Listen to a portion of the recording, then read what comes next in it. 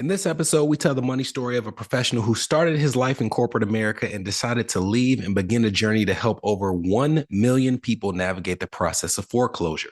Stay tuned for the money story of DJ Olojo. Let's get started. Let's get some money. From New Money, New Problems, it's the New Money, New Problems podcast, a show for successful professionals searching for the tools they need to navigate financial opportunities and obstacles they've never seen. Negotiating compensation, purchasing your first investment property, helping your family with money, the highs and lows of entrepreneurship. New money brings new problems that require new solutions. Join us as we work through them together. I'm Brenton Harrison, and this is the New Money, New Problems podcast. Hello, this is Brenton Harrison of New Money, New Problems, and your host for the New Money, New Problems podcast. I'm excited today to tell the money story of someone who I connected with very recently, but we were definitely supposed to connect. You all have heard on this podcast Courtney Hale multiple times, one of my best friends. You've heard Isaac Adai, and I have another friend, Donnie Bedney, whose opinion I trust, and all three of them kept telling me about their friend DJ that they said I absolutely needed to meet. And it just so happened that when Courtney and Isaac told me, I had already talked about DJ with Donnie. So it was all these people who were trying to get us to connect, and we were finally able to do so at FinCon in New Orleans last year. He has a very unique story that I want to make sure we feature. So DJ, thank you for being a guest on the New Money, New Problems podcast. Man, thank you so much for having me, Brenton. I really appreciate it and appreciate the opportunity to talk with your listeners today. Absolutely, man. So let's jump into why we're connected in the first place. So after the break, we'll talk about what you do now.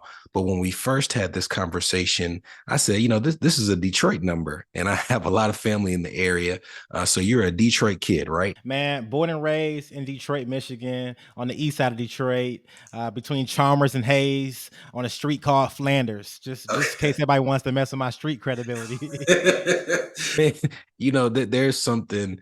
My mom's side of the family is from Memphis. My dad's side is from the Midwest, Detroit, Milwaukee, Chicago. And there's something about Detroit and Memphis specifically where if someone says they're from Memphis or Detroit, you didn't ask, but they have to tell you specifically what part of Memphis and Detroit they're from. You can't just be from Memphis. You're from South Memphis or you're from North Memphis. Man, what is it about Detroit that you feel the need to say you're from the East Side? Hey, man, I think it's just growing up in the city. Everybody knew East Side versus West Side. And then, you had Eminem come out, talk about 8 Mile, and all these random people talking about 8 Mile. So it's just one of those things where if you grew up in the D, kind of what it is. And it's a phenomenal city, had a phenomenal childhood, and would not change it for anything. Okay, well, tell me a little bit about that childhood. What was life like growing up there? So as you can probably tell by my name, DJ Olojo, that's not my government name. My government name is Ayodeji Olojo. And so my parents are Nigerian. I'm first generation American. And growing up in that household was phenomenal. We grew up in a middle-class household. But because my parents were first generation, they were stuck between that gap of doing what's best for their kids and their family as they grew their wealth in their life, but then also making sure that they sent money back home or helped other people have the same opportunities they were afforded. And so growing up between the ages of maybe 6 or 7, all the way to when I graduated from high school and left the home, we had anywhere between 4 to 10 additional people living in our house at any time. And my immediate family is just 6 people. I got 2 sisters, 1 brother, and my 2 parents. And so our house had anywhere from 10 to, at some points, 16 people in our house at one time. And we're talking about a, 3-bed, 2-bath home on a basement. And so it was kind of tight sometimes. We had some friends of mine, the 4 Jurors, on, and we also had Isaac Adai on. And the 4 Jurors and Isaac, they're all Ghanaian. And they tell a similar story, hey, we're trying to get new school clothes. We're trying to look fresh and do all this stuff. And all this money is going back to Ghana. And for them, it was a little frustrating at times. Was it ever frustrating for you watching that? Or was there a point where it was frustrating, but you started to see why your parents were doing what they were doing? It wasn't frustrating at the time because that's all I knew, right? And so for me, I just looked at it as like I'm the youngest too, so that probably helped. I looked at it as like every day I woke up was a new adventure. Like I had somebody to play with. We can go play ball. We can go up the street. And so from a lifestyle perspective, it was not frustrating at all. But where I did see it play out was in my parents' relationship. I remember one time my parents were arguing about money, and my parents have very different money styles, if that makes sense, and they were arguing about money, and it was like late at night or something like that. And I remember vividly as a child, I went into their room and I yelled. I was like, shut up, I'm trying to sleep. And man, 3 days later when I woke up from the concussion, when I woke up, I realized early that they were so passionate because they were trying to do the best things for our family. And each of them had a different way of trying to achieve that goal, but they both had the same mission and passion. And so it taught me at an early age that you need to be passionate about kind of where you're taking your family, the goals you have, and the way in which you plan to achieve, but it's needed. So you go to Tennessee State. That's where you end up meeting Courtney and Isaac. What was your major? I was e-business and supply chain management major. So it was in the College of Business. Okay, that's your major. Tell me a little bit about what led to your post TSU career. How did you get started where you were starting? While I was at TSU, through the stuff I was doing with the honors program and through the stuff I was doing through the leadership development program I was in with Dr. Latham, I got an opportunity to get connected with Thurgood Marshall College Fund. And as part of Thurgood Marshall College Fund, one of the big sponsors for the Thurgood Marshall College Fund was a company called Gallup.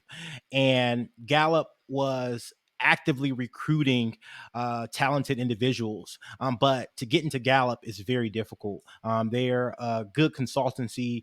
They do a lot of great stuff. If you think about the Gallup poll, same company.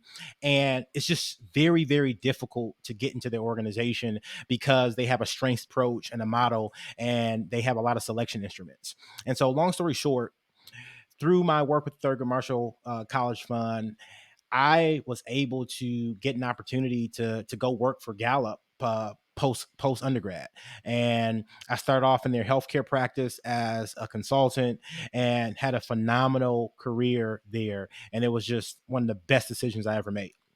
So you have a phenomenal career there, but that's not what you do currently. So first, tell our listeners what you do currently, and I want to build to how you got there.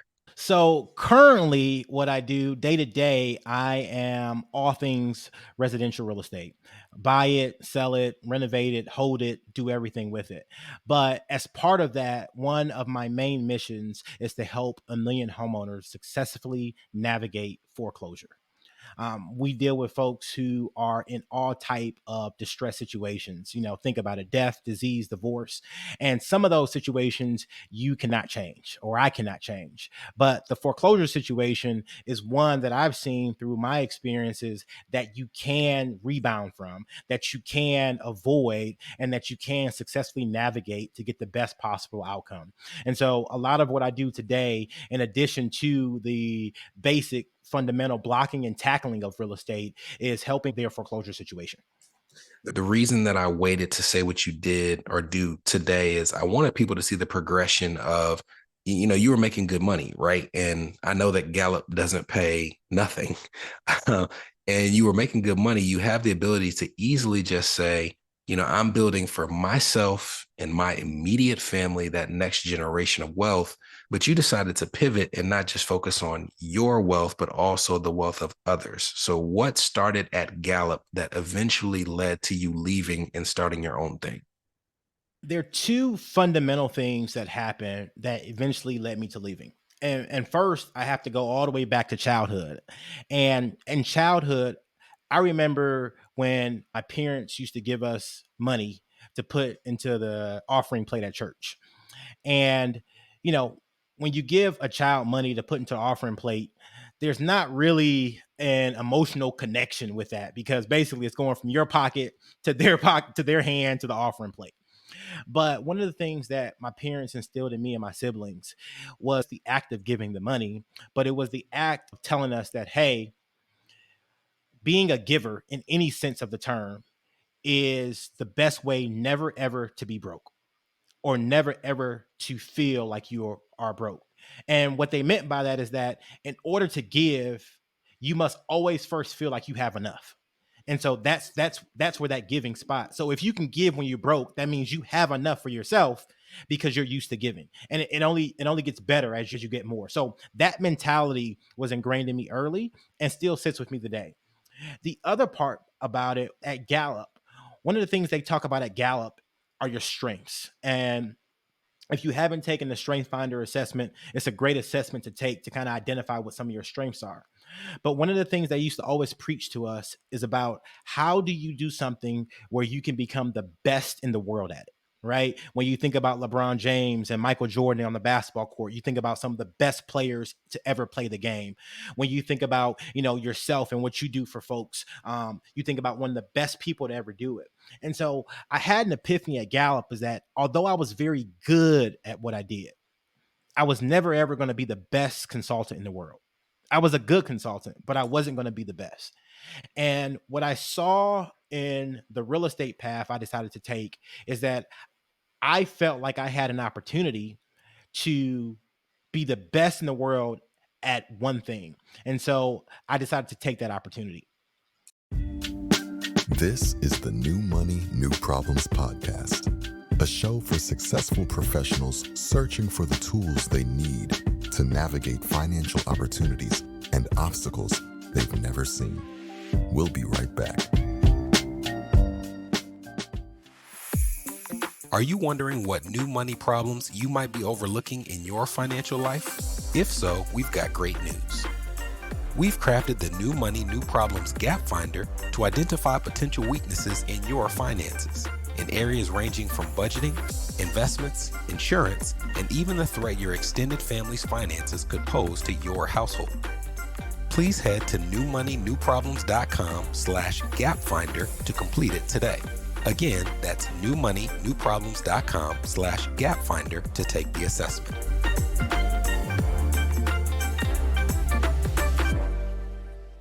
You're listening to the New Money, New Problems podcast. Subscribe now at newmoneynewproblems.com. Welcome back. Welcome back. Before the break, we were telling you a little bit, or DJ was telling you a little bit about his journey from the east side of Detroit to Tennessee State to Gallup, and then making the decision to launch out on his own. So DJ, you had gotten to the point where you realized that there was an opportunity that awaited you in real estate. What was that next step in seizing that opportunity? So there was a couple things I did. One, I continued to work at Gallup for a significant amount of time because I love the people I work with. It was a great opportunity. And this was like a pet project that I worked on the weekends and the evenings and when I wasn't doing my full-time job because I wanted a proof of concept. I wanted to say, hey, if I'm going to step out and do this, I want it to work. And so I just built it in the background. It became what I was obsessed about when I was not working. And by doing that, it gave me the opportunity to make mistakes, not to have to put all my eggs in one basket. And it allowed me to perfect a system that could eventually scale once I had the time to do it. And that's what I did for a long time. And as a consultant, as you know, you travel a lot. So I was on boats, planes, and trains every week going around the country working with healthcare clients. And we were about to have my first child, or our first child, I should say. And that timing lined up perfect with me saying, I don't want to be the dad who misses all those first child things or even second child things. And so I said, now is my opportunity. And what we decided to do is we decided to live off one person's income because my wife was working full time at the time and I was working full time. And so we said, hey, we're going to start living off my wife's income to help us. And then that way, once I decided to go full time, even if I didn't make any money or it failed, I would give myself a year to figure it out before I started to repivot.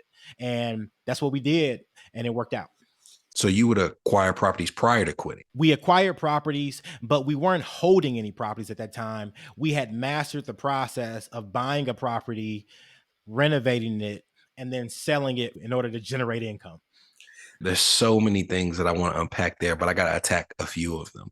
The first is I hate when people recommend that people just like leap and a net will appear. Like you got to sacrifice everything. You got to put yourself out there with no safety net. That is BS. And it is much easier to launch and sustain something when you have some reserves.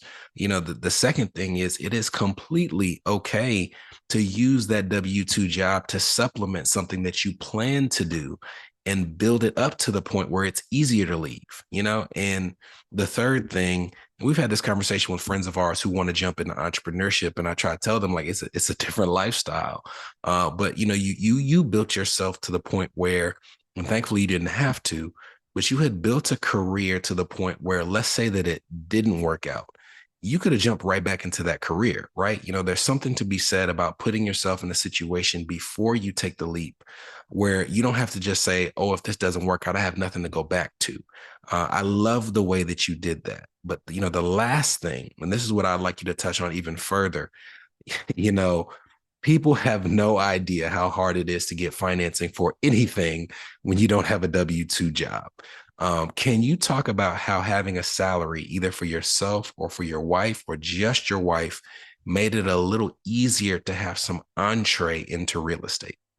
It made all the difference. So there's a couple things and a couple pieces of the story that I probably didn't fully highlight. But when I was starting the real estate journey, I didn't start by myself. I actually had a business partner who had already done a couple deals. So like I was using his playbook and we were working together, right? And so it was a situation where I was working with somebody along the way.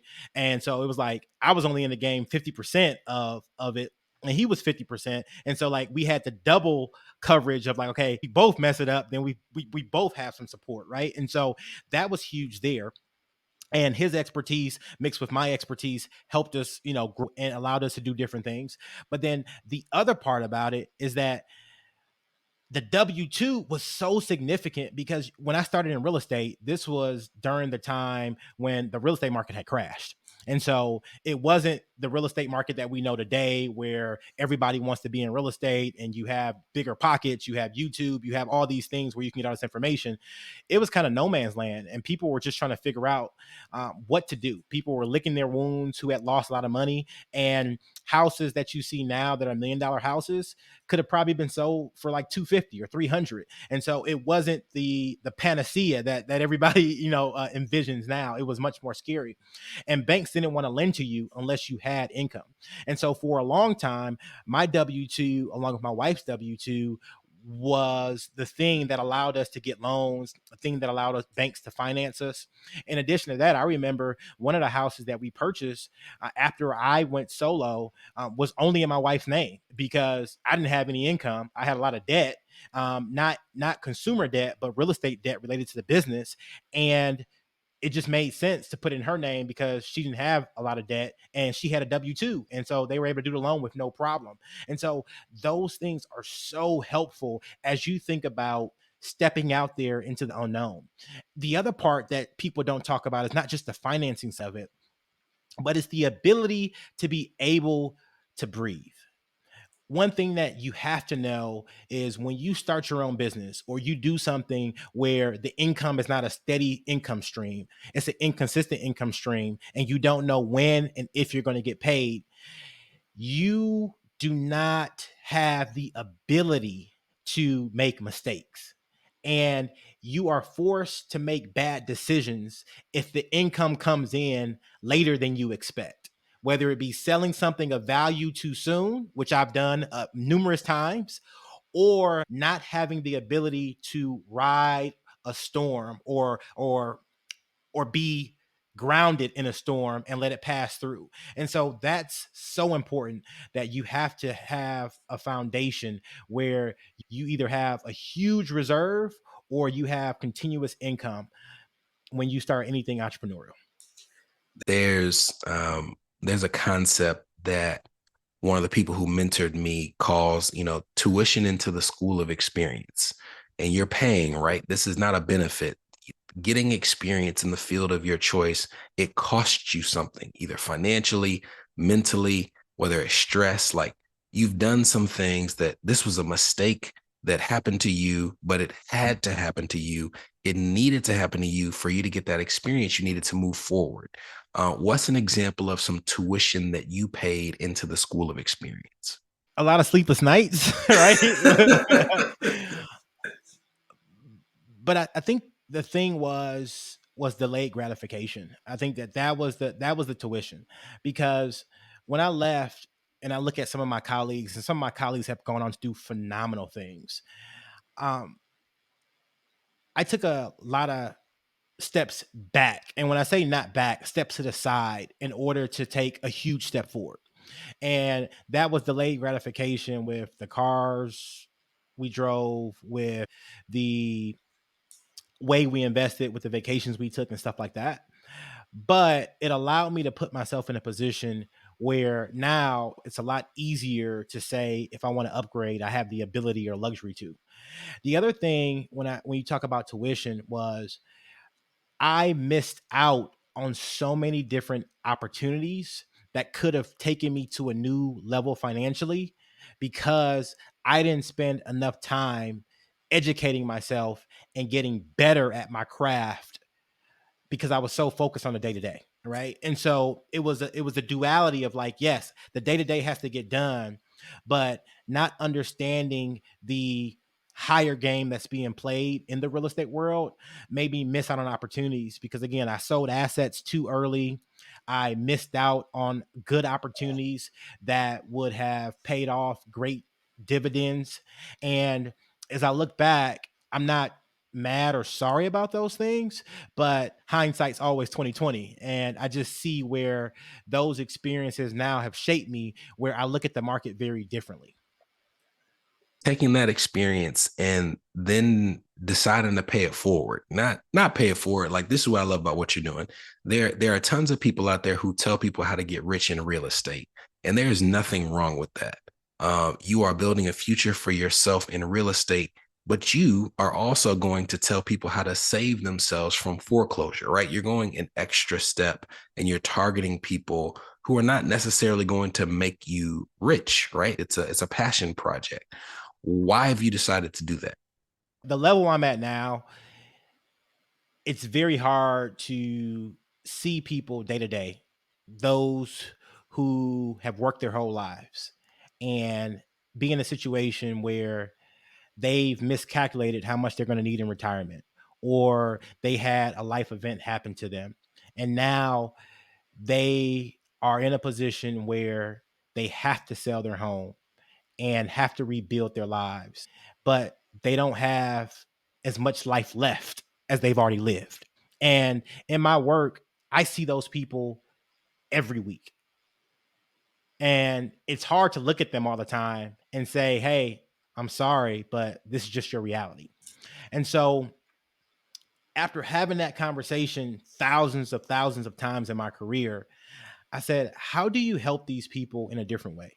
How do you let them know the best way to proceed, the best way to maximize maybe the last bit of equity they have in their house, or think about their situation in a different way when you don't have hours and hours and hours to spend with them? And my best thought was put in the book and tell them on a podcast, right? That was the best advice I had. And so that's all I'm trying to do. I'm just trying to help folks and share the story of what things you can do when you face a challenging financial situation that you never expected to be in. And for me, it's what fills my cup. It's what gets me up every day, what gets me motivated. I'm still a deal junkie. I still love, transacting in the real estate world. But what really gets me excited is helping a single mom who her home is her most valuable asset. And now she's in a situation where she may have to sell the house, giving her strategies and tips where either she can sell it and maximize her return so she has enough of a nest egg to build again, or helping her stay in her house and navigate the choppy waters and build for a future. I don't think it's a large leap to connect the dots between growing up in a household where your family cared enough to let you have 10 extra people in your house, and then realizing that might connect with you in your adult life, having a desire to reach back and help others. That leads me to some questions that we ask of all our guests. There are things that we bring with us from childhood financially that benefit us, They work well in our pursuits, whatever they may be, professionally, personally. What are some of the positive experiences about your relationship with money as a child that you bring with you today into adulthood that you think serve you well? There are two things. I think one is the ability to be generous at any income level. The other thing is the ability to work hard. Well, those are some good things to have. But there's a flip side to this coin. There's something that we saw when it comes to money as a child that maybe we misinterpreted. Maybe we interpreted exactly how it occurred, but it's something that now works against us financially. Maybe we know it exists, but it has to be overcome. It has to be accounted for when it comes to understanding how you are with money in a negative way. When you look at your next generation, what are some things that you know about yourself and how you deal with money that you hope that they leave on the shelf and don't pick up? Man, I feel like my wife is looking at me, asking me like, "Hey, what's my biggest problem?" Right? Like, and she's like, "I can tell you what it is, right?" But I think that the thing that I would not like my kids to get that I do sometimes is I can be a little rigid in my approach to planning, and I don't like to change sometimes. And what I mean by that is that once I'm on board with the plan, I'm full steam ahead. And I'm full steam ahead to the plan, it's executed. But sometimes you need the ability to say, hey, this plan's not working, or we need to modify or adjust or change the plan. And I think sometimes in my career and in me and my wife's ability to grow our wealth together, I have been committed to a plan, and I probably should have adjusted course quicker. And so I hope their ability to course correct is quicker than mine and better than mine. I'm really glad my wife isn't listening to this recording, because if she had heard rigid, I'm sure she'd be looking at me saying, because, that's me as well. I like to say, some things are a zero-sum game. You either did it or you did not. There's no half doing it. And let's just say she doesn't appreciate when I say that, to say the least. But DJ, it has been a pleasure having you on the podcast. But before we go, I need to make sure that people know how to reach you and listen to, see, and read your content. You just had a book that came out. So tell us about the platforms where we can find you. I'm all things The Foreclosure Fix. It's The Foreclosure Fix on YouTube. It's theforeclosurefix.com. And my new book called The Foreclosure Fix, 12 Proven Steps to Beat the Bank, Escape Foreclosure, and Turn Your Property into a Profitable Asset, is out now. So please check us out at theforeclosurefix.com. It's on Amazon and everywhere else you get your great books. So definitely check it out if you know someone facing foreclosure or anybody in a challenging financial situation. Well, we appreciate you being on the podcast. If you are listening, we're going to make sure that we link to all of these things in the show notes. And we're also going to link to the Strength Finder assessment that he referenced earlier before the break. DJ, thank you so much. We appreciate you being a guest on the New Money, New Problems podcast. From New Money, New Problems, this was the New Money, New Problems podcast, a show for successful professionals searching for the tools they need to navigate financial opportunities and obstacles they've never seen.